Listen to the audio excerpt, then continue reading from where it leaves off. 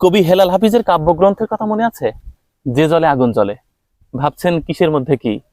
এর মধ্যে আবার কাব্যগ্রন্থের কথা কেন টানছি?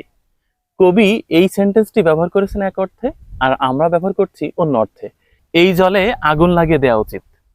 কেননা এই জলের মধ্যে যতগুলো জলজ প্রাণী আছে কিংবা মাছ আছে, আগুন লাগালেও এত ক্ষতি হতো না যত ক্ষতি হচ্ছে এই চায়না দুয়ারি জালে।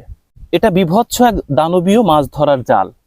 এই জালের মধ্যে আটকা পড়লে কোনো মাছ তো দূরের কথা, জলজ কোনো প্রাণীও রক্ষা পাবে না।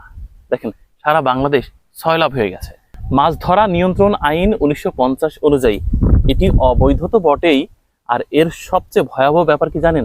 এর মধ্যে ছোট ছোট কীটপতঙ্গ, দেশীয় প্রজাতির মাছের ডিম, মাছের পোনা, মাছ, এমনকি একটা ব্যাঙও ছটফট করছে। এই ব্যাঙ তার ছটফটানি দিয়ে এটা বোঝাচ্ছে শুধু মাছ না, প্রকৃতির ভারসাম্য রক্ষা করার জন্য যা যা দরকার সবই নষ্ট করার জন্য এই চায়না দুয়ারি জাল যথেষ্ট।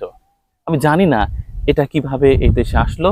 আর দেখেন, 10 হাত পর পর সেট আপ করা রয়েছে চায়না দুয়ারি জাল। মানে আমরা চাইছিটা কি? মানে পুরো দেশীয় প্রজাতির মাছ সব ধ্বংস হয়ে যাক, মারা যাক, কিংবা জলের মধ্যে যত প্রাণী বাস করে সব শেষ হয়ে যাক? ব্যাপারটা তো তাই। তাই ওই কথাটা বললাম, যে জলে আগুন জ্বলে। উনি হয়তোবা বিরহের অর্থে এই বাক্যটি ব্যবহার করেছেন, আর আমরা ব্যবহার করছি সত্যিকার অর্থে বড় দুঃখ পেয়ে, যে পুরো জলটাতে আগুন লাগিয়ে দিলেও হয়তোবা কয়েকটা জলজ প্রাণী বেঁচে থাকলেও থাকতে পারতো, কিংবা মাছের পোনা থাকতেও পারতো। কিন্তু এই চায়না দুয়ারি জাল এতটাই ভয়াবহ। দেখেন এর বুনন কৌশলটা দেখেন। এই দানবীয় জাল এক একটি পেতে রেখেছে, সব শেষ। পুরো বছরের যত মাছের পোনা ছিল কিংবা দেশীয় মাছ ছিল সবকিছু নিমেষেই ভ্যানিশ হয়ে যাচ্ছে। আমি জানি না প্রশাসন কি করবে যতক্ষণ আমরা না বুঝবো। আমরা সবাই একবার খেয়ে ফেলতে চাই, যেন বাকি জীবনে আর না খাওয়া লাগে। সত্যি অদ্ভুত জাতি আমরা বটে।